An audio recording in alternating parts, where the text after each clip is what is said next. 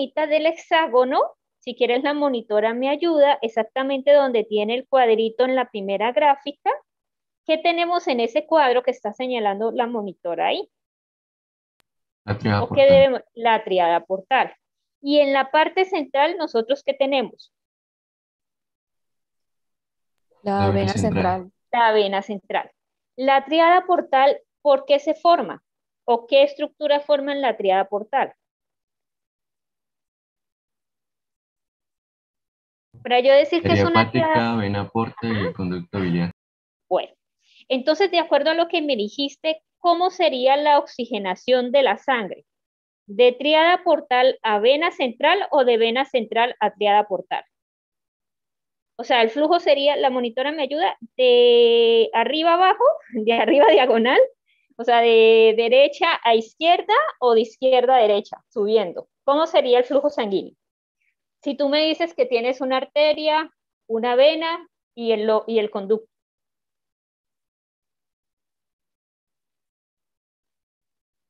¿Cómo sería el flujo sanguíneo de esa, miremos la tercera, la segunda diapositiva al lado? ¿Cómo sería ese flujo sanguíneo?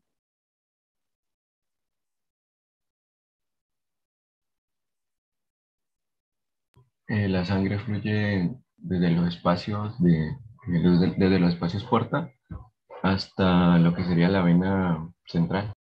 La vena central. ¿Todo por qué? Porque yo tengo una arteria central y recuerden que la arteria lleva la sangre oxigenada. Entonces yo voy desde la tríada portal a la vena central, ¿cierto?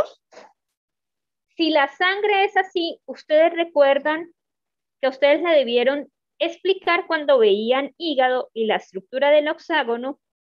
Además de eso, uno divide el hígado en 4 niveles. O sea, son 4 rayitas que ustedes dividen desde la triada a la vena central. Entonces, la primera rayita, si quieres, la monitora más o menos calcula 4 espacios. La primera rayita son los hepatocitos que están bien pegados a la triada portal. Si quieres, en la primera diapositiva, en la primer dibujito. Entonces, el primer nivel son los que están pegados a la triada portal. El segundo nivel son los hepatocitos que están más o menos entre el pegaditos a la triada portal y los que están en el segundo.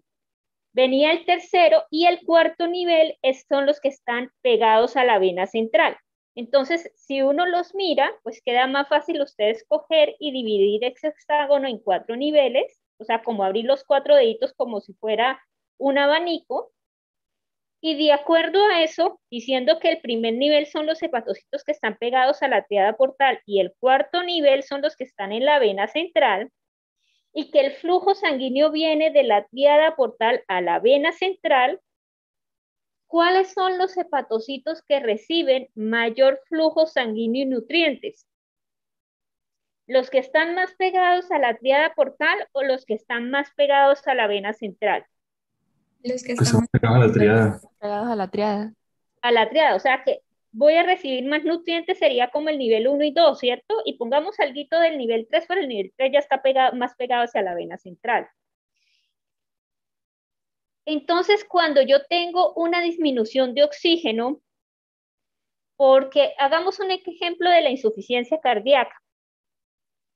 Y el ejemplo de la insuficiencia cardíaca es que el corazón derecho no me bombea bien la sangre, o sea, hagan el ejemplo, el corazón derecho no es capaz de mandarme bien la sangre hacia el lado, hacia el pulmón.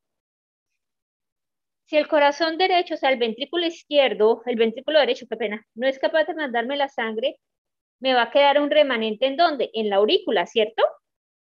Entonces empezamos a jugar con el remanente, la cava también le va a quedar remanente, la cava superior y la cava inferior, y resulta que recuerden que las cavas son alimentadas por la porta, la vena central, y voy a tener una congestión del sistema.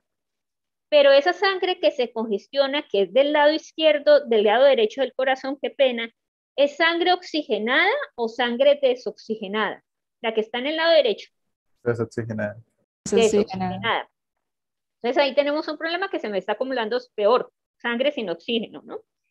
Resulta que como se me está congestionando la sangre, cuando mi arteria hepática, recuerden que esta no es una arteria grande, sino es una arteriola, y es una arteriola casi convirtiéndose en capilar, o sea, la capa es chiquitica, muscular. Cuando ella manda la sangre que tiene oxígeno, se me va a revolver con la sangre que no tiene oxígeno y se va a perder más fácilmente el oxígeno. Pero esa sangre que no tiene oxígeno está más en contacto con los hepatocitos que están más pegados a la vena central, o sea, sería el nivel 4 y el nivel 3. Entonces, si yo mando la sangre con oxígeno a la vena central, ¿cuáles hepatocitos sí toman oxígeno y cuáles hepatocitos no toman oxígeno?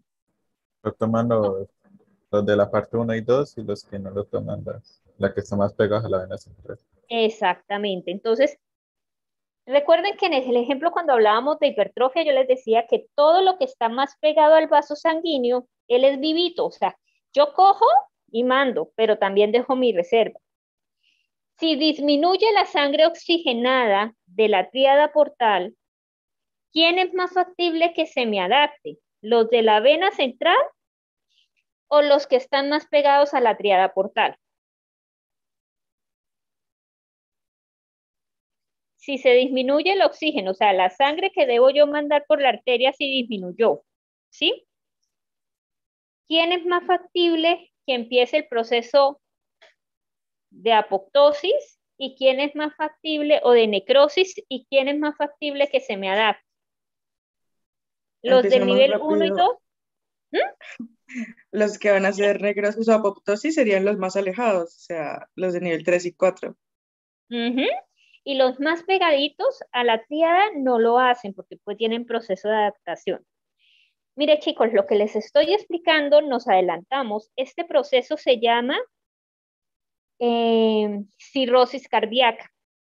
La insuficiencia cardíaca derecha da una cirrosis. Esa cirrosis es la definición de fibrosis del parénquima pulmonar, o sea, la reparación del hígado.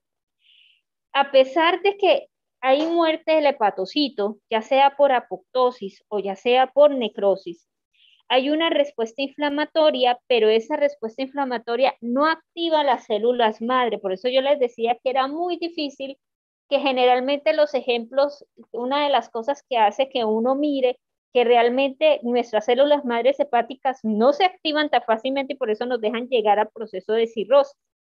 La cirrosis cardíaca, si a mí no me dan información, se caracteriza porque los hepatocitos que se mueren son los que están alrededor de la vena central. Entonces, cuando yo veo la vena central en un corte de histología y veo que los hepatocitos que se están muriendo es alrededor de la vena central, entonces yo ya sé que el problema no era del hígado, sino que el problema era de un órgano lejano. ¿Y cuál es el órgano lejano? Corazón. Corazón, que está repercutiendo en el hígado. ¿Cuál es el problema de que yo tenga fibrosis alrededor de la vena? ¿Me deja extenderme y dilatarme? Tengo fibrosis, tengo mucho tejido conectivo alrededor de la vena central. No podría. No lo dejaría. No lo dejaría.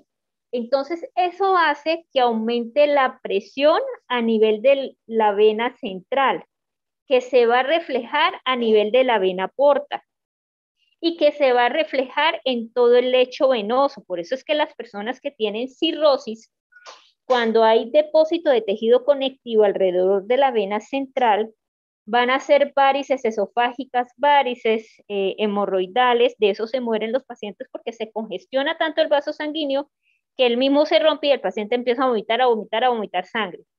Entonces tienen alrededor de la vena central, entonces me van a hacer varices esofágicas, hemorroides, me van a hacer congestión visceral generalizada, que el paciente se me muere. Entonces, ya entendieron esa parte del hepatocito.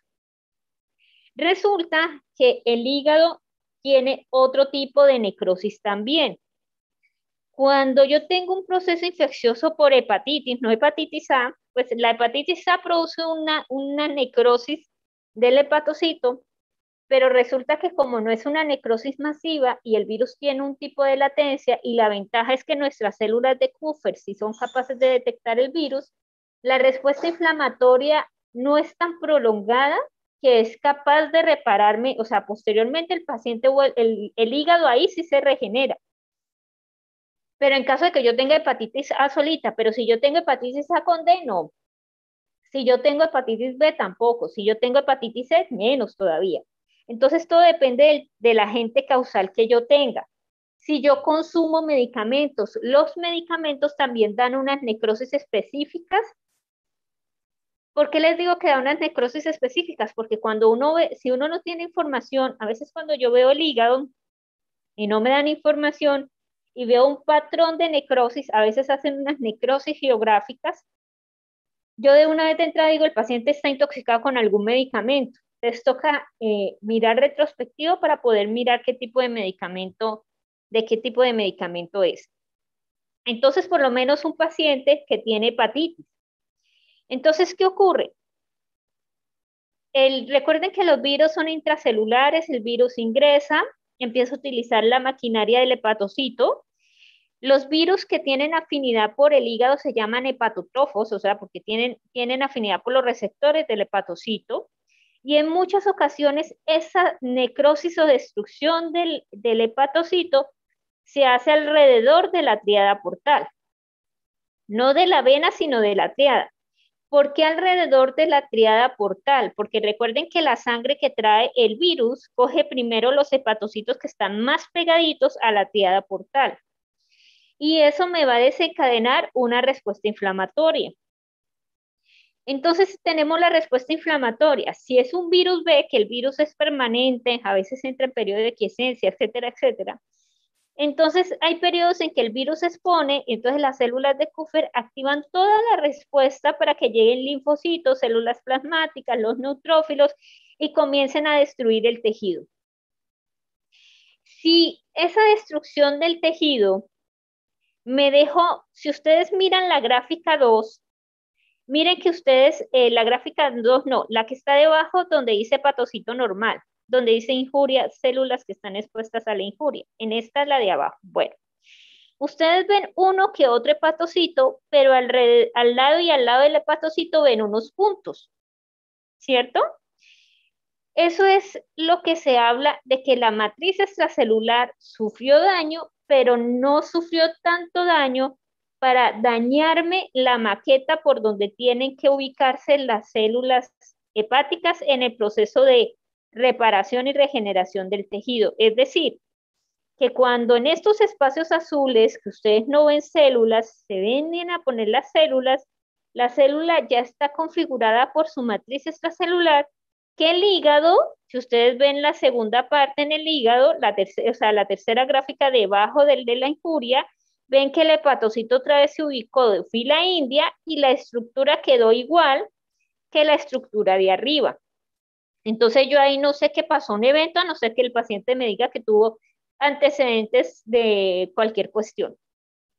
Pero si esa respuesta inflamatoria fue tan severa y la agresión fue tan severa, lastimosamente me va a dañar la matriz extracelular.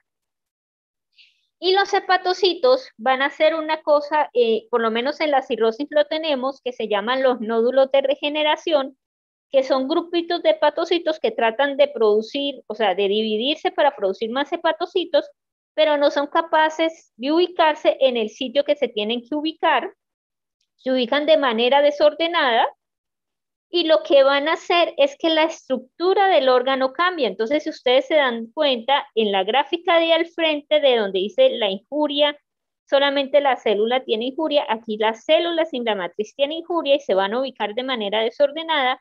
Cuando miramos el depósito en la parte de abajo en el último, se van a dar cuenta que lo que predomina es el tejido conectivo y los hepatocitos quedan atrapados. Si yo tengo el aumento, por lo menos miren donde dice cicatriz. Si ustedes recuerdan, los espacios sinusoidales, ¿para qué sirven?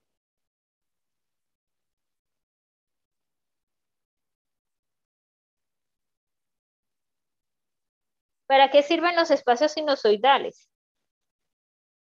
Para circulación de la sangre. Ajá. Y si yo ya no tengo espacios sinusoidales, sino que tengo este revoltijo que tienen ustedes en la última, ¿qué pasa con esa circulación de la sangre? ¿Es fácil hacerlo o difícil hacerla? Sería difícil. Difícil, y el proceso de difusión también. Entonces, los pocos hepatocitos que quedan ahí enrollados con ese tejido conectivo, ¿qué les va a pasar? ¿Se pueden morir o no se pueden morir? Morirá, sí. Se pueden morir. Entonces, ¿por qué? Porque entran en un proceso de hipoxia. Entonces, una de las cosas que tienen que darse cuenta es que el cambio de la matriz o el cambio del tejido va a hacer que el tejido no sea completo, otra vez de su parte inicial, lo que yo les explicaba por lo menos con la piel. Si yo tengo una cicatriz donde antes tenía vellitos, lastimosamente por el tejido conectivo que se hace más denso, hace que esos vellitos se pierdan por el proceso de hipoxia. Entonces empiezo a sufrir el proceso de apoptosis y por eso donde yo tengo la cicatriz no me van a volver a salir vellitos. La siguiente diapositiva.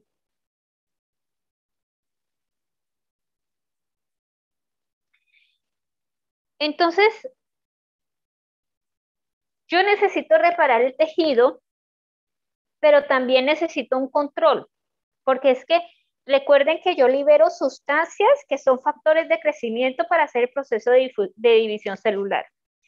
Pero a su vez, yo necesito tener un control, porque el problema de no tener un control es que las células se pueden dividir, y ya no se consideraría un proceso de regeneración y de reparación, sino ya que pasaríamos a un proceso de patológico donde yo puedo tener lo que es fibrosis y otras alteraciones que vamos a ver más adelante.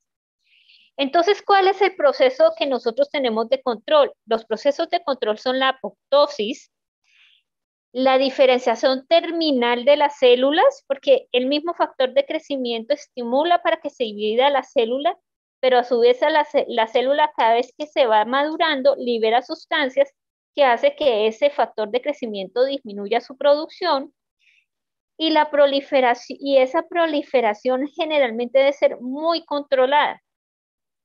¿Por qué les traigo a colación el endometrio y la tiroides? Recuerden que el endometrio es uno de los órganos que sufre regeneración o reparación. ¿El endometrio qué órgano, qué va a producir? Porque es que a este le toca cada 28 días. Si la mujer tiene ciclo cada 28 días. O si tiene un ciclo cada 24 días, ¿qué proceso hace? ¿Regeneración o reparación? Generación. Regeneración. Regeneración, exactamente. Entonces, al endometrio le toca muy juiciosamente cada 28 días, por todo el proceso hormonal, de hacer el proceso de regeneración. Si en algún momento pasa algo, por lo menos que entra la paciente y le alegraron mucho, por lo menos cuando las mujeres tienen hemorragias uterinas anormales, que le alegran mucho la capa superficial del endometrio, a veces, y llegan hasta el miometrio, y a veces producen arrastre de todas las células o de algunas células de madre. Cuando la señora vuelve otra vez a entrar en el ciclo, hay como proliferación irregular del endometrio. Eso ya no se consideraría como normal, sino sería patológico.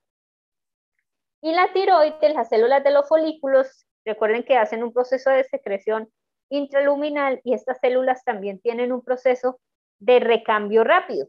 Entonces, son los órganos que más recambio van a tener. ¿Me regalas la siguiente diapositiva, por favor? ¿Sigue?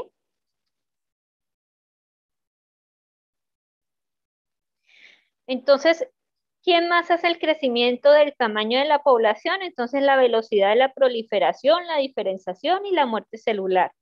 Entonces, cuando se me muere una célula, yo voy a liberar factor de crecimiento para poderla reemplazar. Siguiente.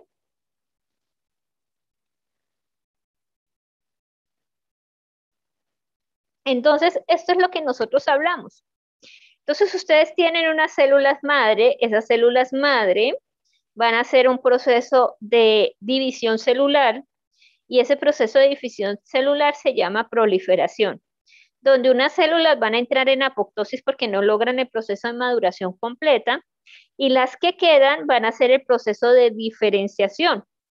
Y recuerden que el proceso de diferenciación depende de lo que yo necesito, o sea, del linaje, o sea, si son células mesenquimales,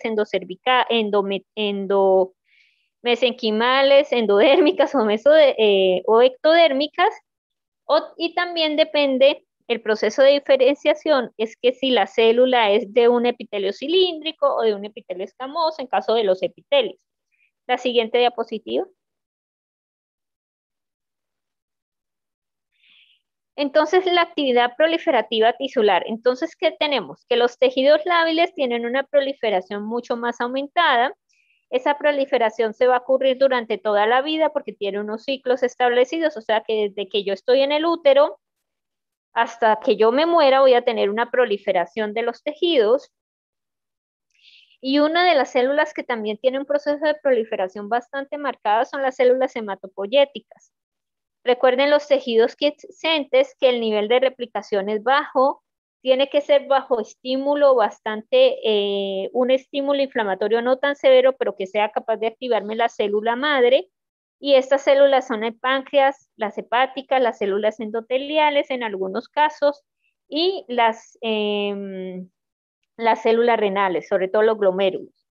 Tenemos el tejido permanente, que recuerden que son aquellos que abandonan el ciclo celular, y generalmente hacen parte de esta lo que son las neuronas, el músculo cardíaco, el músculo liso y el músculo esquelético. La siguiente.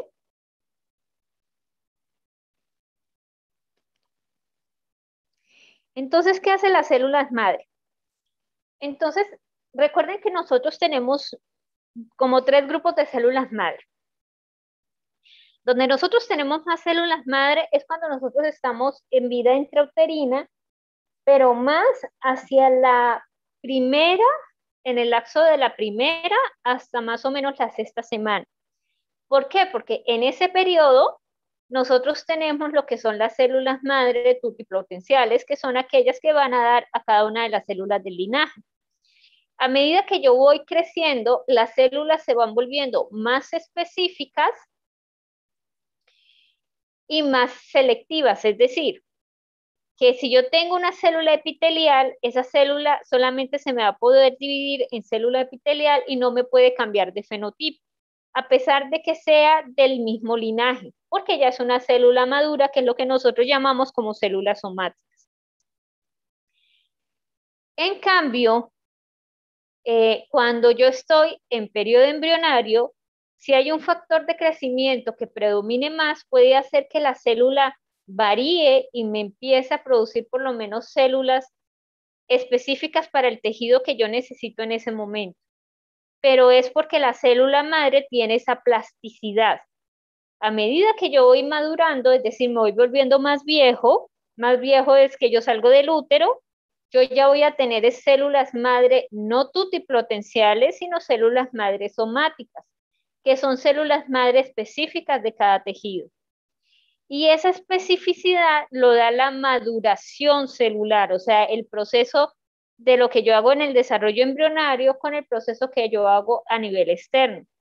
Por eso es que, y siempre lo he dicho y siempre se lo digo, tengan mucho cuidado con la propaganda que hacen de regeneración. 1, antes decían que sacar la sangre del paciente y aplicarle plasma al paciente de la sangre iban células madre para la regeneración y el rejuvenecimiento facial, y eso es pura mentira. Lo único que aplican, porque si centrifugan y aplican plasma, recuerden que el plasma no lleva células, entonces ni siquiera células les están aplicando al paciente.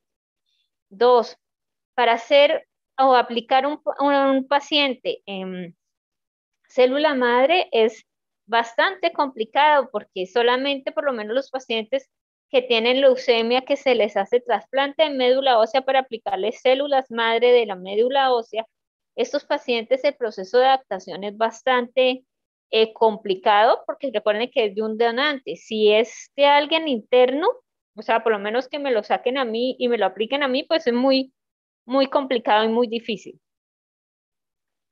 Lo que se está actuando ahorita con la parte de células madre y tener esa plasticidad o más opción es por lo menos guardar el cordón umbilical, que el cordón umbilical tiene células madre, pero no las tutipotenciales, sí tiene células madre pluripotenciales.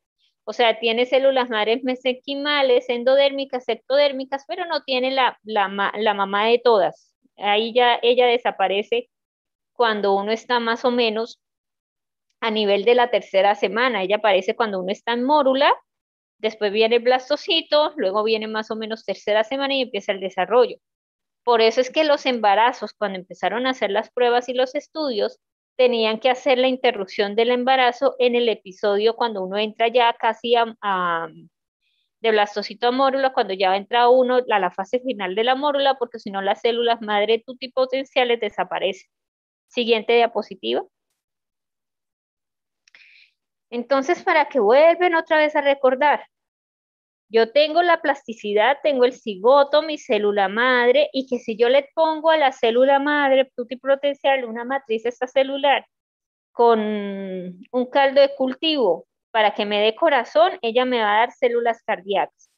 Si necesito páncreas, me va a dar páncreas. Si necesito, de acuerdo a la matriz extracelular. Por eso es que la matriz extracelular se dieron cuenta que era un componente muy importante porque no solamente sirve como para mantener la arquitectura del tejido, sino que la matriz extracelular ayuda a mantener la polaridad y que la célula sepa que hace parte de ese tejido. Siguiente diapositiva. Entonces recuerden que nosotros tenemos células madres somáticas o adultas que genera distintos tipos de células en el tejido. La célula reside en un microambiente especializado que se llama nicho y que el nicho está constituido por células mesenquimales más células endoteliales. Siguiente diapositiva. Entonces aquí ustedes ven cada uno de los nichos. Entonces si yo estoy alrededor del folículo, o sea, del pelo, mi célula madre siempre está en la parte basal de los epitelios. Si es por lo menos en una cripta, la célula madre también está en la parte basal entremezclada con el grupo de células que yo voy a tener. Si es una triada portal, mira lo que yo les contaba a ustedes, lo negrito es un estudio inmunohistoquímico, porque normalmente en el microscopio nosotros no las podemos ver. Entonces aquí les muestra una triada portal y con la inmunohistoquímica se empiezan a ver las células madre a nivel del hígado. Y esto para que se den cuenta que en todos los epitelios o tejidos de transición, las células madres siempre están a nivel basal, siempre se ubican a nivel basal. Nunca se ubican más arriba porque recuerden que la división celular debe empezar desde la base y las células que están en la parte de arriba son células ya maduras viejas que se van a perder con el proceso de erosión. Llamo a la vieja confiable. Siguiente.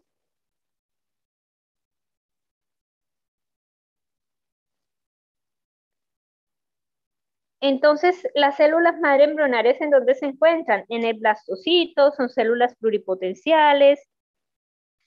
Cuando empezamos a mirar, si ustedes ven la gráfica, cuando les mostraba la caja de Petri, cuando se empezó a mirar la posibilidad de hacer órganos con las células madre pluripotenciales, fue algo maravilloso, pero porque no tenían en cuenta la parte ética. Recuerden que aquí la parte ética no nos permite la interrupción del embarazo.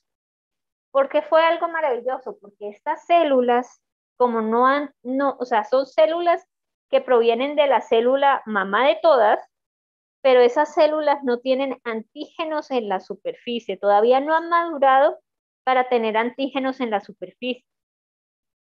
Entonces, ¿por qué fue tan maravilloso y por qué siguieron los estudios y después les tocó dejar de hacer los estudios?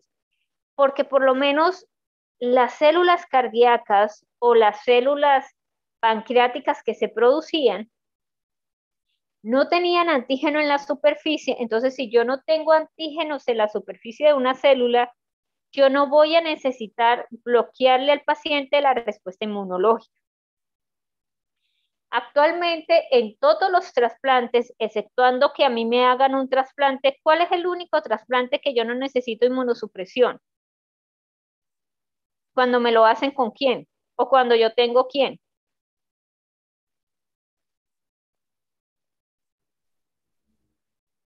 ¿Gemelo? Gemelo idéntico. O sea, lo que son monocoriónicos, monocoriónicos, monoamnióticos, o sea, que vienen de la misma placenta. Es el único porque tienen los mismos antígenos en la superficie. De resto, el resto de trasplantes que a mí me hagan, al paciente hay que inmunosuprimirlo, o sea, darles medicamentos para que bloquee toda la cascada de la respuesta inflamatoria. O sea que si nos vamos a la producción de prostaglandinas, ¿desde dónde tengo que bloquearlo? ¿Desde el COX o desde arriba? ¿O desde la producción del ácido araquidónico? Producción de ácido araquidónico. O sea, desde arriba. O sea que a veces se utilizan esteroides, pero se utilizan otros medicamentos un poquito más fuertes, como hay unas ciclosporinas que utilizan ellos para poder bloquear esa respuesta inflamatoria. Entonces, cuando empezaron a ver que estas células no generaban respuesta inflamatoria, fue magnífico. Y de una vez dijeron que era lo opcional y todo, pero no cayeron en cuenta que había que interrumpir el embarazo. Entonces, ahí vino la parte ética y dijo, no, esto no es viable porque, o si no, se va a volver un negocio, se van a mantener los embarazos solamente hasta blastocito para poderlo sacar y cuánto van a empezar a cobrar.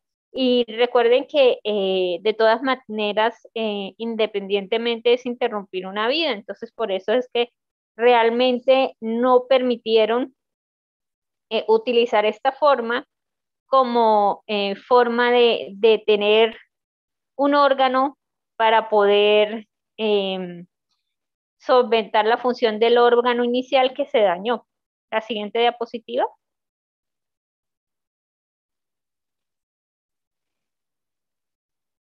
Entonces, este es el otro ejemplo que da. Entonces, recuerden que yo tengo la parte del ovocito. Entonces, lo que hacen es que el ovocito le hacen una transferencia, hacen la parte para formar lo que es la mórula, luego el blastocito.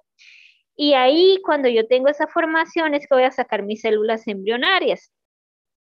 Esas células embrionarias, ya modificando su material genético, etcétera, lo meto en una caja de Petri, que por lo menos es la unión, que yo tengo un núcleo diferente, pero el componente de la célula es todo lo que yo necesito para hacer el proceso de división.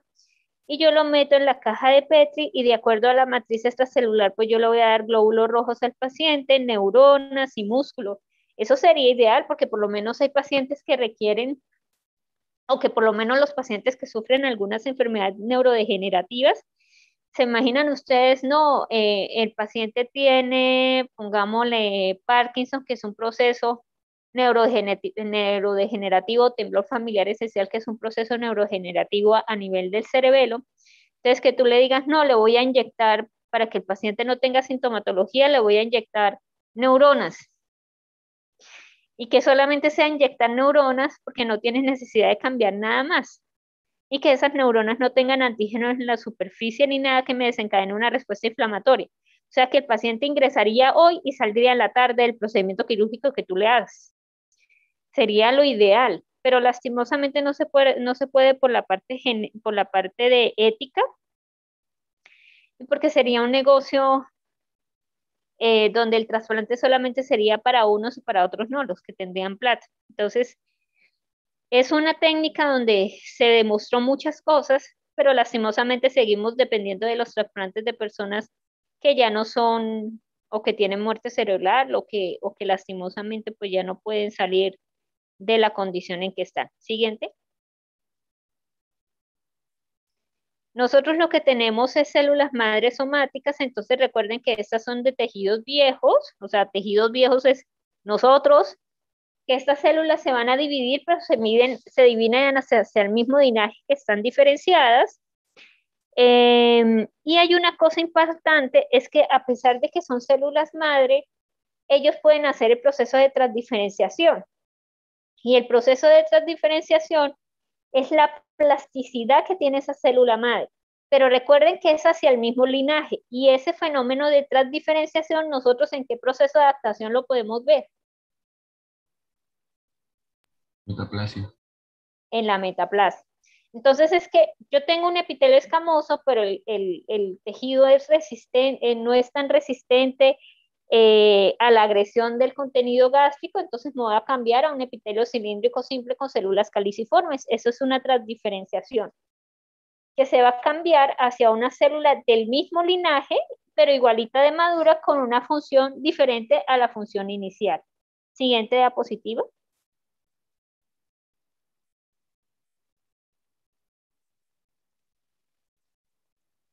Entonces, hay una cosa importante, que las células madre, además de estar en un nicho y de tener una transdiferenciación, las células madre ayudan a mantener la homeostasis de un tejido. Entonces, por lo menos en la médula ósea, tú no estás pendiente de decirle a tu célula madre, de decirle, oye, produce eritrocitos porque ya pasó los 120 días. O sea, nosotros ni siquiera nos mosqueamos cuando es que la célula madre se activa para producir células hematopoyéticas. Eso depende de la liberación de factores de crecimiento. Y constantemente nosotros liberamos factores de crecimiento porque nuestras células, así no estemos enfermos, tienen un periodo de vida, 120 días unas, 10 días otras, de 10 días otras tienen un periodo de vida de 4 días, etc. En el hígado, las células madre están localizadas a nivel del conducto de Irwin, en la unión de los sistemas de los conductos biliares, pero era lo que yo les decía, esa célula madre para activarla es impresionante. O sea, la única forma es que el proceso inflamatorio no sea tan severo para poderla activar. Si el proceso inflamatorio es severo, lastimosamente la célula oval no se activa, y lo que no va a ayudar tampoco a la reparación, a la regeneración completa del tejido. O sea, lo que va a hacer es reparación. Y en el encéfalo, que era lo que yo les decía, que inicialmente se creía que, bueno, cuando yo estudiaba, se hablaba de que el encéfalo no tenía regeneración, que si tú tenías un daño cerebral, pailas. Pero ya se ha comprobado de la plasticidad del cerebro. ¿Qué quiere decir plasticidad? Por lo menos hay personas que pierden el lado derecho o el lado izquierdo del cerebro, y el lado que queda toma la función de ese lado que quedó, y el paciente vuelve otra vez a recuperar su funcionabilidad. Pero a raíz de ese estudio encontraron de que sí existen células madre, y que estas células madre se localizan a nivel subventricular de la circunvalación dentada y del hipocampo, y van a ayudar a la regeneración de ciertas áreas del cerebro. También son bastante difíciles de activar, o sea, es como igual al hígado, o sea, que hay que estimular la activación, pero no se activa con todo. La siguiente diapositiva. El ciclo celular, recuerden que yo dependo, para poder reparar esto, regenerar el tejido, dependo de que la célula entre en el ciclo celular. Y en ese ciclo celular intervienen varios factores, que son factores de crecimiento. Tenemos unos factores de señalización para que la célula entre en la fase. Recuerden que tenemos fase G1, presintética, sintética, premitótica y la mitótica. Y que cada fase va a depender de una terminación adecuada. La siguiente diapositiva. Entonces, ¿qué encontramos? Que la célula, para poderse dividir, necesita entrar en cada una de las fases. Cuando veamos el capítulo de neoplasias, se van a dar cuenta de que de paso de una fase a otra, yo tengo unos genes reguladores de esas fases. Hay unas proteínas que me ayudan también a pasar de una fase a otra, por lo menos las ciclinas ayudan a pasar de una fase a otra. Tenemos unos genes como el retinoblastoma y el WT1 que ayudan a controlar las fases, entre las fases de migración por lo menos de G1 a M, o de la fase de la fase G1 a la síntesis. Tenemos un gen importante que es el gen supresor de tumores, que es el responsable de frenar la célula para poder hacer el proceso de reparación, sobre todo en la parte de síntesis. Él lo frena y dice, no, por favor arreglen el material genético. Si no me arreglan ese material genético, o sea, él interviene en la fase G1 y no la deja pasar a la otra. Si no me arreglan esa secuencia que están sacando, no lo podemos pasar así. Entonces, es el regulador del ciclo. Entonces, en cada una de las fases que tenemos unos genes reguladores de ese ciclo, Y si yo tengo el mal funcionamiento de esos genes, pues ya voy a tener un problema grande, porque puedo tener acompañado por lo menos en el gen de la apoptosis que lo vimos, que es el BCL2 y todo lo de las familias del BCL2. Si yo tengo una mutación de eso, más los genes reguladores del ciclo, pues la célula se me va a volver loca y va a empezar a dividirse y a sumar mutaciones que van a tener un comportamiento bizarro en la célula. Siguiente diapositiva. Los factores de crecimiento, entonces recuerden otra vez que son polipeptídicos, que generalmente son enzimas o pueden ser proteínas que van a estimular el movimiento, la contractibilidad, la angiogénesis, actúan ligando a un receptor y pueden ayudar a generar silenciamiento de los genes. Siguiente diapositiva.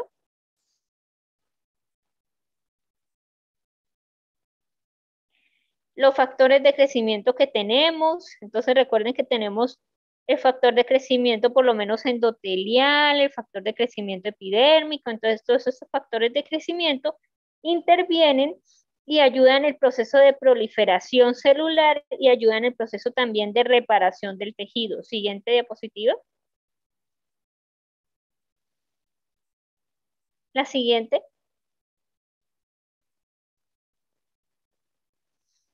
Recuerden que los factores nosotros podemos tener varias señales. Entonces tenemos una señal que nosotros llamamos autocrina, que es cuando la célula libera ella misma el factor de crecimiento para estimularse. Y ella misma funciona como una retroalimentación negativa. Cuando ya ve que está produciendo la sustancia, libera la sustancia y bloquea para que no siga produciendo más factor de crecimiento. Siguiente.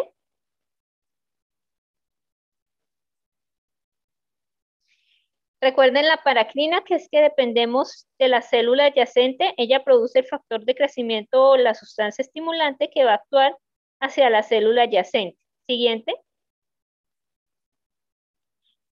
Y la siguiente es la endocrina, que es que yo tengo una célula totalmente lejana que va a liberar la hormona o la proteína que va a viajar por el torrente sanguíneo hacia un tejido adyacente. Entonces, por lo menos el ejemplo es de la TSH. Recuerden que la TSH la produce el hipotálamo arriba, viaja por el torrente sanguíneo y tiene que llegar a la tiroides, sobre todo a los folículos tiroideos para el proceso de estimulación.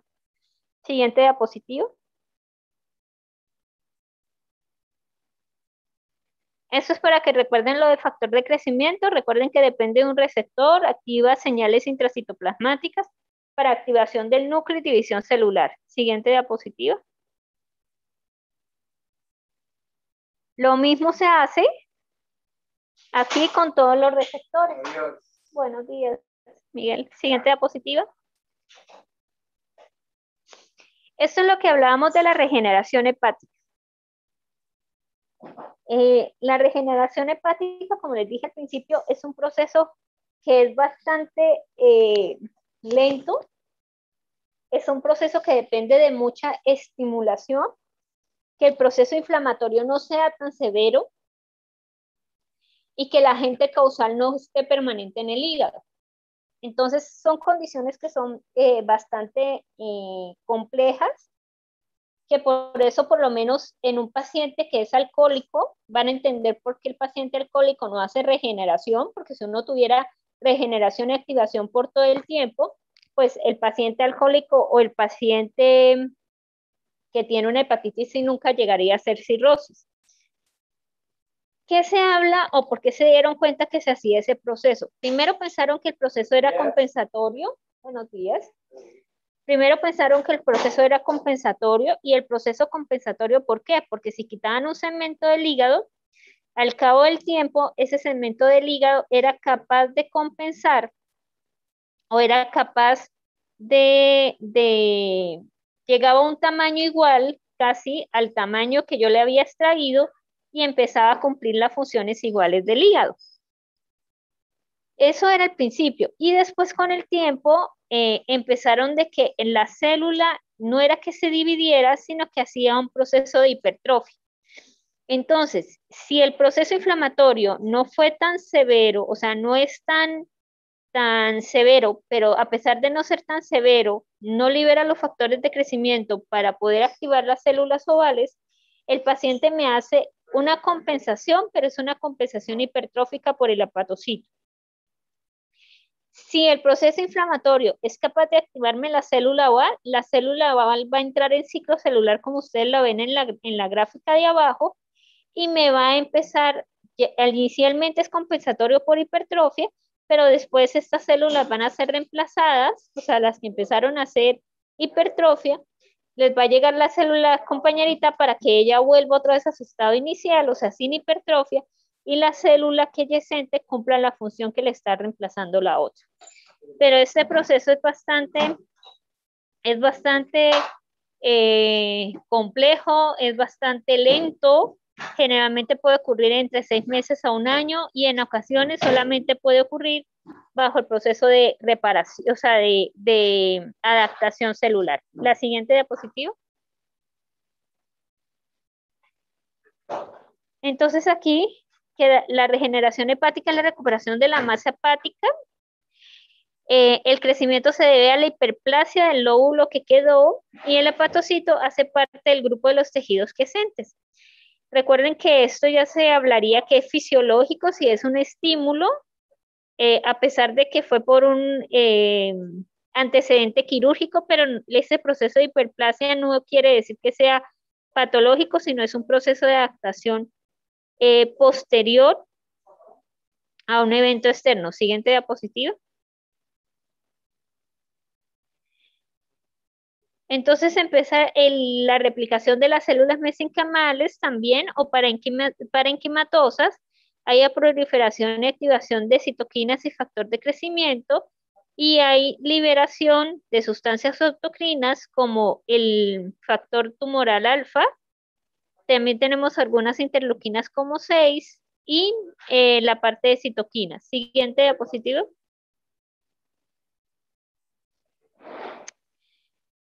Obligatoriamente debe haber activación de unos genes y se habla de que esa activación de esos genes es el FOX y es el YUN y esos genes se consideran que son genes embrionarios. El hepatocito se considera que es una célula quiescente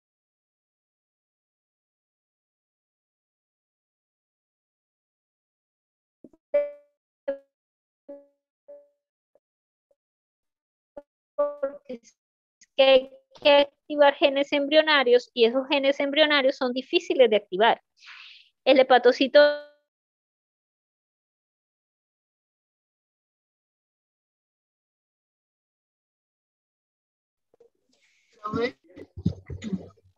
sí, es que entró una llamada. Ya la colgué. Siguiente diapositiva. Profe, pero es que no le escucho nada de Profe, es que no escucho esa nada en esta diapositiva. ¿Esta no? Ah, bueno. Entonces, generalmente el proceso de regeneración, ¿se acuerda cuando veíamos la parte de hipertrofia? Que yo les decía en la hipertrofia fisiológica, que la hipertrofia fisiológica ocurría cuando se activaban unos genes embrionarios. Lo mismo pasa acá. El proceso de regeneración hepática ocurre cuando hay activación de unos genes embrionarios y activación principalmente del gen FOS y YUN. Pero esta activación de estos genes, ellos son muy difíciles de activar, o sea, son reacios a activarse, entonces requiere de liberación de mucha interleuquina y muchas citoquinas, pero a pesar de que requiere de bastante, no puede ser desnivel, o sea, necesita más de lo que es la interleuquina 1, necesita más de lo que es el factor de necrosis beta, necesita muchas de esas sustancias, más no de los otros factores que estimulan la respuesta inflamatoria. Aquí los hepatocitos empiezan el proceso de replicación y generalmente se habla de que las células madre intrahepáticas no intervienen en este proceso. ¿Y por qué hablan de esto? En una época se pensaba que la célula madre intrahepática era responsable de la división de todo el proceso como tal. O sea, de que la célula madre intrahepática iba a dar el hepatocito, pero también iba a dar lo que son los conductos biliares, iba a dar por lo menos la parte de la vena central si se dañaba, o sea, que iba a renovar todo el parénquima, tanto su tejido de sostén como las células en división celular. Y se encontró que la célula madre solamente va a dar, a pesar de que es una célula pluripotencial, es una célula que va a dar solamente hepatocitos y no va a dar otro tipo de células que no hagan parte del tejido adyacente. O sea que las células responsables de mantener ese tejido tienen que seguir manteniendo ese tejido, o sea, el macrófago, el fibroblasto y la parte de lo que es las células que están adyacentes en los conductos, que también son responsables de mantener la matriz extracelular. ¿Me regalan la siguiente diapositiva?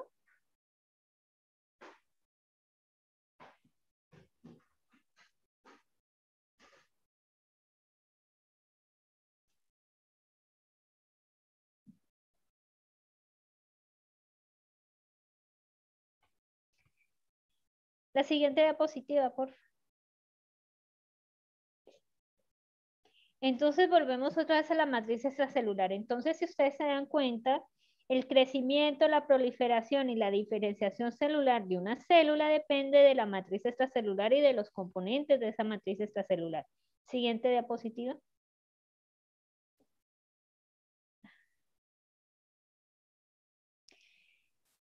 Entonces, la matriz extracelular se debe remodelar de manera constante, tiene síntesis, la morfología, la regeneración, la cicatrización, el proceso fibroso crónico y la infiltración tumoral, todos estos factores dependen de la matriz extracelular.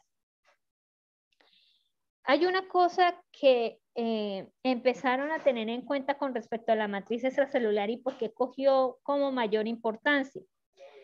Porque cuando estudiaban el cáncer, pues lastimosamente casi todas las cosas las han detectado es por el estudio de otras enfermedades.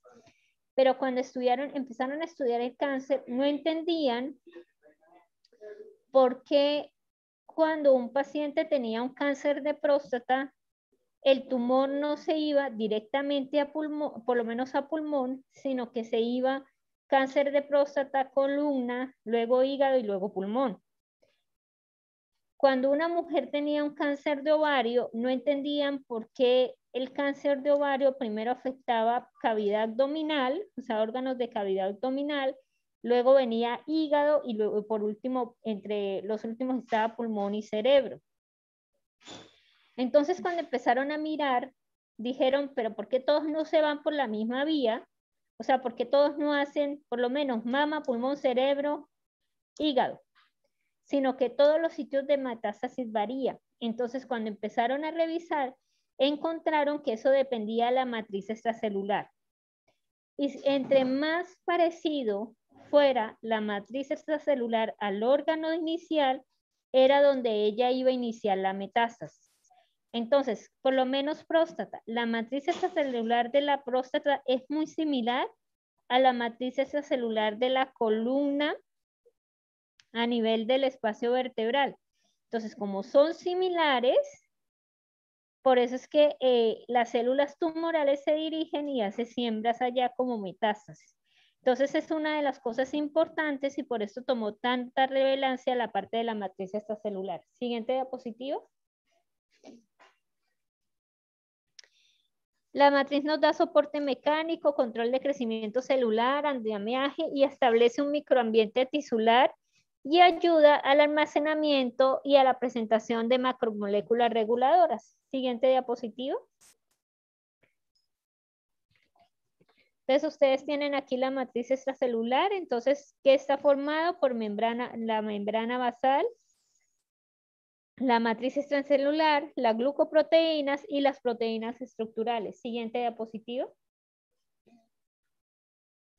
Entonces, el ejemplo de la matriz extracelular que hace parte todas las células hacen parte de la matriz extracelular y los tejidos que están adyacentes. Y recordar que ellos están entremezcladas con ciertas sustancias como citoqueratinas, como fibrilina, elastina y colágeno. Siguiente diapositiva.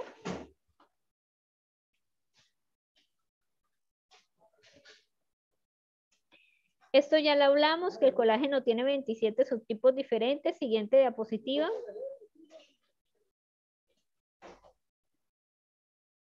Esto era, antes de pasar, esto era lo que yo les hablaba. Por lo menos el colágeno, cuando hay un proceso inflamatorio, el que siempre va a producir es el colágeno tipo 3. pero cada órgano tiene su propio colágeno. Entonces tenemos el 1, el 2, el 5, por lo menos que hace parte del tejidos blandos y a nivel de la pared de los vasos sanguíneos. El 9 que hace parte del cartílago y del humor vítreo. Tenemos por lo menos el 6, el 4, etc. Si yo cambio todo por el 3, la arquitectura del tejido va a modificar y la función del tejido se altera, porque no va a tener la misma resistencia al colágeno del tejido inicial. Entonces, por eso, por el ejemplo que les ponía, si uno se fractura, si yo me fracturo y tengo un callo óseo y vuelvo y me golpeo, ese callo óseo no va a tener la resistencia del tejido inicial y se puede volver a romper por el mismo lado donde me fracturé. Siguiente diapositiva. Profe, ¿el colágeno tipo 3 se puede cambiar a colágeno tipo 1? Generalmente no. Uno ve, por lo menos cuando uno lee, hablan de que la reparación del tejido, el fibroblasto tiene capacidades de producir solamente colágeno tipo 3 en todos los tejidos, cuando hay proceso de reparación, ¿no? Pero de que él diga, no, venga, yo me cambio por tal colágeno, no. No, solamente produce 3. Es que en una parte del libro dice que al cabo de 2 semanas el colágeno tipo 3 es cambiado por colágeno tipo 1. Déjame revisarlo, pero que yo me acuerde, no. Déjame revisar si te doy la razón el lunes. Yo reviso, a veces reviso ahí o reviso en el otro libro, el que yo tengo en inglés. Porque es que a veces es por traducción. ¿Ah?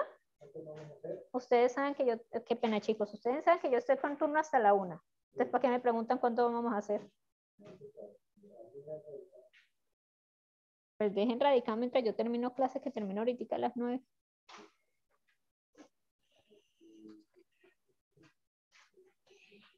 Siguiente diapositiva.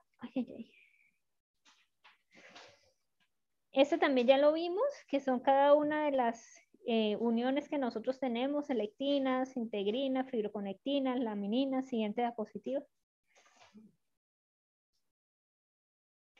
Entonces, vuelvo y recalco esto. Miren toda la unión. La célula nunca está suelta. La célula, el núcleo está unido a la parte intracitoplasmática, la membrana está unida a la parte intracitoplasmática y la célula necesita comunicación con su matriz extracelular. Todo esto se hace por una cosa que veíamos en el segundo capítulo, que es para poder mantener la homeostasis. Recuerden que si la célula no está interconectada con su medio externo, no va a ser capaz de censar y poder hacer el proceso de adaptación. Siguiente diapositiva.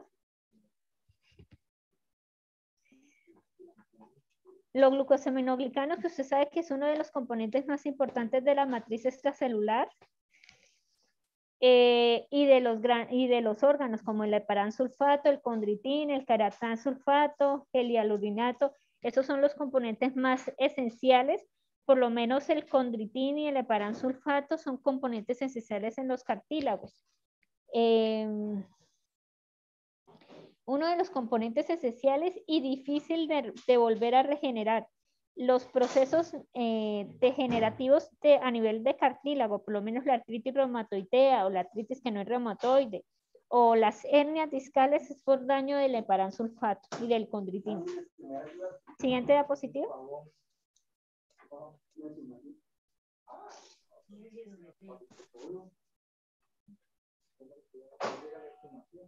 Aquí están las uniones de todos los procesos. Siguiente diapositiva. Y aquí ya vamos a hablar de una cosa. Entonces, yo dependo de la matriz, dependo de la respuesta inflamatoria para hacer la reparación. Y recuerden que la reparación es el depósito de colágeno. Siguiente diapositiva. Entonces, mire, tenemos reparación que depende de la formación de vasos sanguíneos, de la migración de las células, de la formación de cicatriz, o sea, el depósito de colágeno, de la remodelación del tejido como lo hace el macrófago y del proceso inflamatorio. Si yo no tengo estos 2, 4, 5, empezando por el proceso de inflamación, no voy a hacer el proceso de reparación. Siguiente diapositiva. Entonces yo tengo combinación y reparación y regeneración. Entonces, ¿qué es lo que tengo? que todos los tejidos van a ser la combinación de los dos dependiendo del tamaño de la lesión. Recuerden que la regeneración ocurre en todos los epitelios, la recuperación ocurre a nivel estromal. Esto va a depender de la capacidad proliferativa de la célula, de la integridad de la matriz extracelular y de la resolución de la inflamación. Si la inflamación no se resuelve, es decir, si no quito el agente causal, nunca voy a hacer el proceso de reparación. Por eso, por lo menos, si yo tengo, por lo menos, si yo me corté, me suturaron, y resulta que estoy haciendo una reacción inflamatoria a la sutura no absorbible que me pusieron.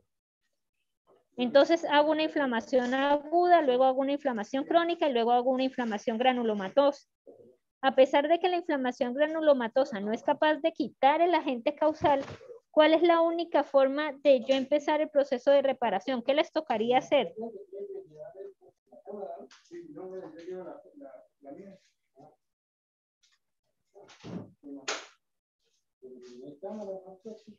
¿Qué les tocaría hacer para que empiece el proceso de reparación en esa herida? Quitar a esa gente que le está generando ese estrés que produce la inflamación. O sea, que tocaría quitar la sutura para poder iniciar el proceso de reparación. Siguiente diapositiva.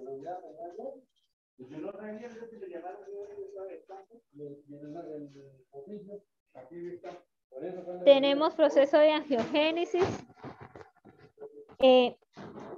Para el proceso de reparación, además de lo anterior, necesito de la formación de vasos sanguíneos. Nosotros tenemos en la formación de vasos sanguíneos dos procesos, la angiogénesis y la neovascularización. La angiogénesis es el proceso que ocurre cuando yo estoy en desarrollo embrionario. Eso es muy diferente. Los vasos sanguíneos son mejores. ¿Por qué? Porque tienen todas las estructuras.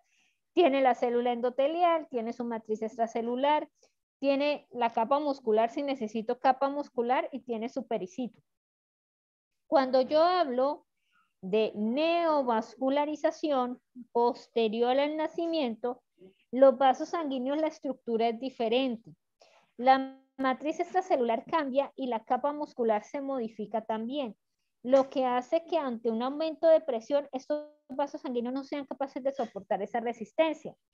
Entonces, cuando ustedes hablan de un adulto, uno nunca habla de angiogénesis, sino neovascularización. Y cuando yo estoy ante un niño o ante un feto, dependiendo de la edad del niño, ¿no? Recuerden que la maduración de los órganos y terminación de formación de vasos sanguíneos uno lo hace más o menos antes del año. Esos procesos se llaman angiogénesis. ¿Y es diferente? Sí. Entonces recuerden, la estructura del vaso sanguíneo es diferente histológicamente, pero van a tener la misma función. El problema es cuando yo le incremento la presión, porque al incrementar la presión en un vaso sanguíneo con una estructura que no es igual a un vaso sanguíneo normal, tengo el riesgo de que ese vaso sanguíneo se rompa fácilmente. Siguiente diapositiva. Entonces, ¿qué necesito yo para la angiogénesis o la angiogénesis en la parte embrionaria y la neovascularización en la parte del adulto? Entonces, independientemente siempre va a haber una vasodilatación, debe haber una degradación de la matriz extracelular o de la membrana basal, debe haber migración de las células endoteliales, proliferación de las células endoteliales, maduración de las células endoteliales y reclutamiento de las células periendoteliales. Entonces, siguiente diapositiva, que es el dibujito.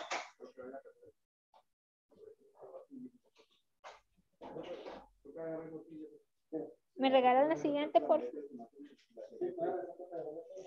Entonces, ¿qué ocurre?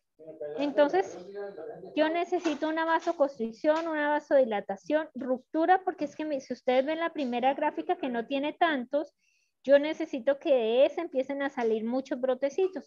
Entonces necesito romper la membrana basal, liberar y empezar la formación de nuevos vasos sanguíneos para hacer la neovascularización.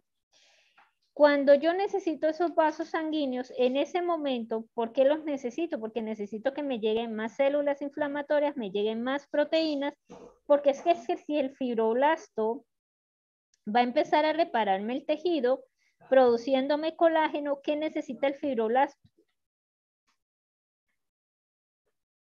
¿Qué necesita el fibroblasto para producirme más colágeno? Proteína. Proteínas y nutrientes. Entonces la forma de que lleguen más proteínas y nutrientes es teniendo más vasos sanguíneos. Pero ya cuando el proceso va terminando, se van a desaparecer, pero no es desaparecer, sino que empiezan a hacer el proceso de apoptosis por ausencia de estímulo. La presencia se va a empezar a perder esos vasos sanguíneos y solamente van a quedar los que yo necesito. Entonces, si ustedes se dan cuenta, mire que tenía una trama, en la segunda gráfica tenía una trama bastante grande y en la tercera ya me va a quedar solamente los vasos que necesito en ese momento. Eso es lo que se hace en el proceso completo. Siguiente diapositiva. Entonces, ¿qué pasa con las heridas cutáneas? Entonces, todas las heridas, sean grandes, medianas, pequeñas, hechas en cirugía, no hechas en cirugía, todas las heridas requieren de inflamación, de proliferación celular, es decir, de la formación de tejido de granulación. Y el tejido de granulación, ¿quién lo forma? Lo forman los vasos sanguíneos que neoformaron y lo forman las células inflamatorias y el tejido, lo que queda de la matriz extracelular. Y necesitamos de una maduración y contracción de la herida. La siguiente diapositiva. Entonces, ¿cuál es el proceso que uno hace? Uno tiene dos procesos. Entonces, recuerden que las heridas dependen de lo profundo que sean y de lo largo que sea, porque no es igual tener una herida de 1 centímetro a tener una herida de 20 centímetros. Es mucho más grande y el proceso requiere mucho más cosas. Como lo que todos los tejidos tienen, recuerden que en las heridas hacemos dos procesos, regeneración y reparación. Entonces, en este caso de la piel, la epidermis va a ser un proceso de regeneración, o sea, vuelve otra vez a aparecer epidermis. Y la parte de la dermis va a ser un proceso de reparación. Una cosa, jóvenes, las heridas, lo primero que cierra es el epitelio. Y lo último que se arregla es la parte profunda y uno tiene que explicarle al paciente. ¿Por qué? Porque si yo tengo una herida de 10 centímetros y si yo veo que ya se está poniendo la costrica, ¿qué pasa si yo a los 2 días me empiezo a mover o empiezo a hacer fuerzas y mi herida es en el abdomen? ¿Qué pasa? ¿Qué puedo hacer? ¿Se abre? Se abre. ¿Por qué? Porque es que sí, usted la ve cerrada, o sea, la ve cerrada en la parte superficial, pero la parte profunda todavía no ha hecho el proceso de reparación.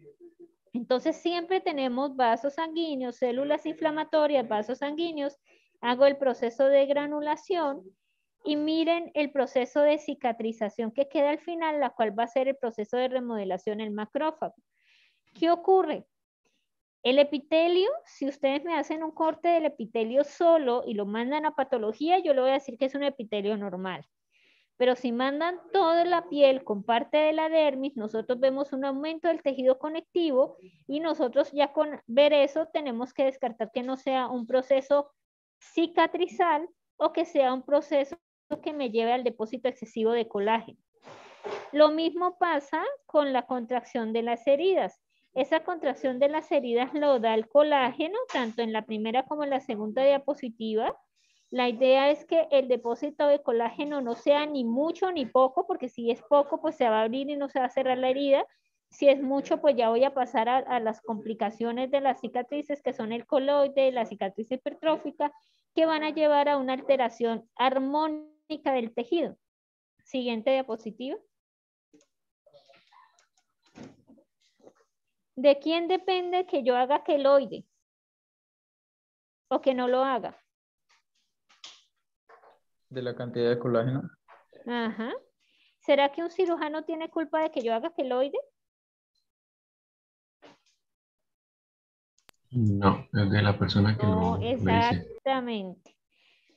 No, eso es genético. O sea, como yo cicatriz es genético y eso no lo puedo modificar. Por eso es que cuando los cirujanos van a operar, sobre todo los cirujanos plásticos, tienen que mirar la forma como la paciente cicatriza. Y se le debe explicar a la paciente. ¿Por qué? Porque si el paciente nunca me ha hecho un queloide, porque no tiene una herida, y yo me meto a hacerle una cirugía y resulta que no le expliqué que si ella tiene o puede hacer queloide, me va a hacer queloide y la paciente me puede mandar. Entonces uno tiene que decirle a ella que la forma de cicatrización o cómo quede la cicatrización, ¿de quién depende? ¿Depende del cirujano? No.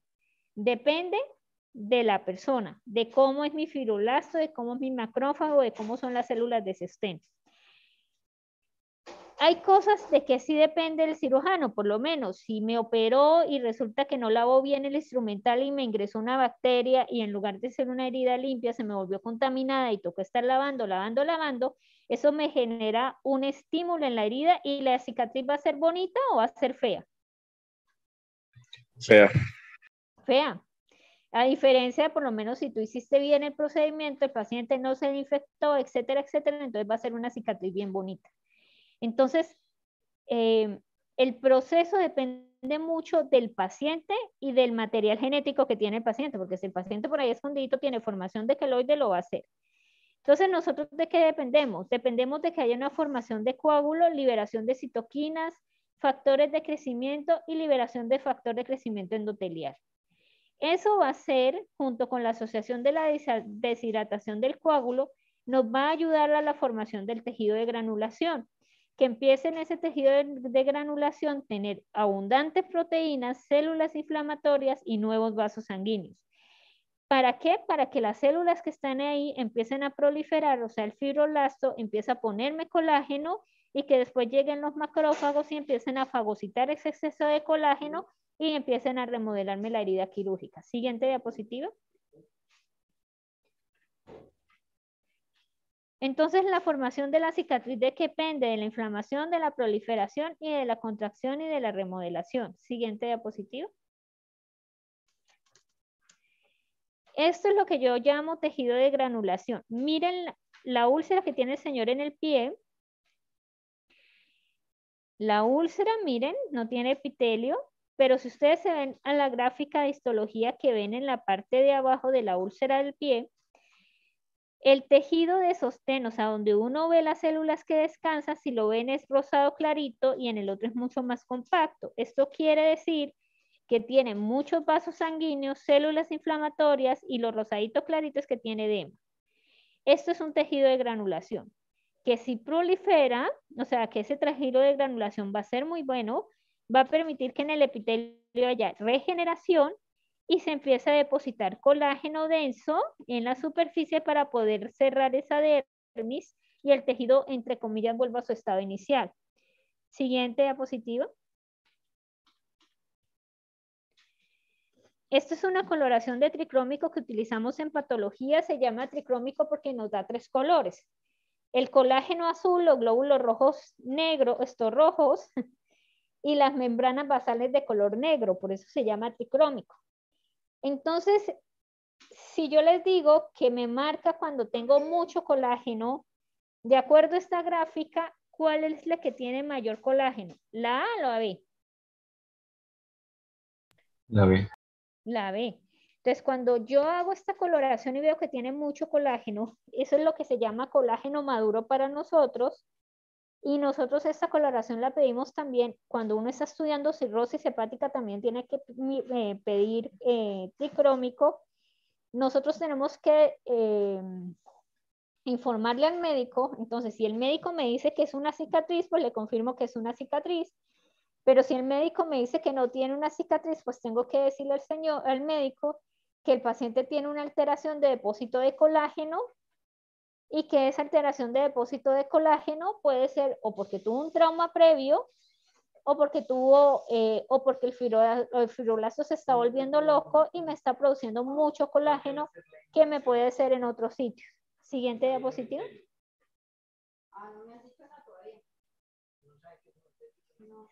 Entonces miren el macrófago, que es la célula estrella. Entonces, para hacer el proceso de fagocitosis, debridamiento, cuando hay una lesión e injuria del tejido. Tiene una actividad antimicrobiana porque libera ácido nítrico y unos radicales libres. Tiene proliferación quimiotáxica porque libera lo que es factor de necrosis tumoral, interleucina 1, interleucina 7, libera algunas prostaglandinas y libera algunos tromboxanos, TGP beta. La angiogénesis porque me ayuda a la liberación de factor de crecimiento endotelial, factor de crecimiento fibroblástico y algunas prostaglandinas. Y depósito de colágeno y remodelación, porque ayuda a la liberación de factor de crecimiento fibroblástico, factor de necrosis tumoral, interleuquina 1, colagenasas. Entonces, si se dan cuenta, esta célula inicia la respuesta inflamatoria y la termina en la reparación del tejido. Siguiente diapositiva. Entonces, ¿qué factores pueden modificar el proceso de cicatrización? Entonces, nosotros tenemos unos factores sistémicos y unos factores locales. Entonces, los factores sistémicos son, si el paciente está desnutrido, no va a cicatrizar porque yo necesito de proteínas para producir las proteínas amplificadoras de la respuesta inflamatoria. El estado metabólico. ¿Por qué el estado metabólico? Porque si el paciente es diabético, si el paciente tiene cetoacidosis, si el paciente tiene alteraciones en electrolitos, no me va a permitir la migración y la amplificación de la respuesta inflamatoria. El estado circulatorio, porque recuerden que yo necesito de oxígeno para poder desencadenar la respuesta inflamatoria. Si estoy en hipoxia no lo puedo hacer. Y los factores hormonales, porque las hormonas también ayudan a la respuesta inflamatoria y me amplifican esa respuesta inflamatoria. Siguiente diapositiva.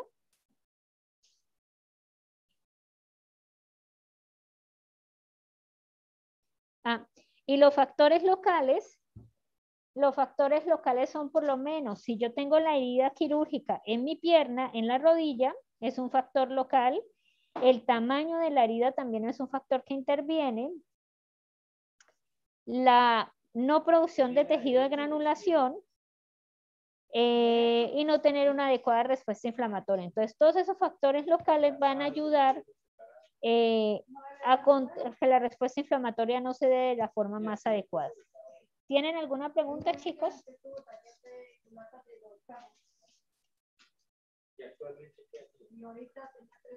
¿Ninguna? Bueno, chicos, queda pendiente, yo le reviso la pregunta que me hizo tu compañera del colágeno y nos vemos el lunes, jóvenes, que voy a entrar a morgue. Ustedes se cuidan, que tengan muy buen fin de semana, estudien. Hablamos. Gracias, profe. Gracias. Sí. Buen día. Hasta luego.